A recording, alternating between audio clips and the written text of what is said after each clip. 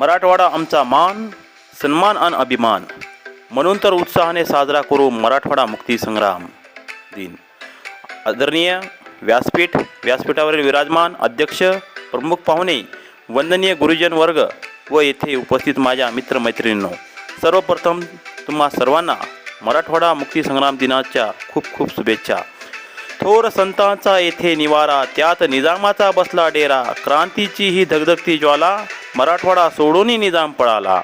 आज आपण मराठवाडा मुक्ती संग्राम दिनाच्या साजरा करत आहोत. हा दिवस आपल्यासाठी खूप महत्त्वाचा आहे. काही वर्षापूर्वी मराठवाडा निजामाच्या राजवटीत होता. निजाम लोकांवर खूप अन्याय करत होता. त्यामुळे मराठवाड्यातील लोक खूप दुःखी होते. त्यांनी निजामाच्या राजवटीविरुद्ध लढा दिला. या लढ्यात अनेक लोकांनी आपले प्राण दिले. अखेर मराठवाड्यातील लोकांचा विजय झाला आणि मराठवाडा भारतात विलीन झाला. हा दिवस आपल्यासाठी खूप आनंदाचा होता.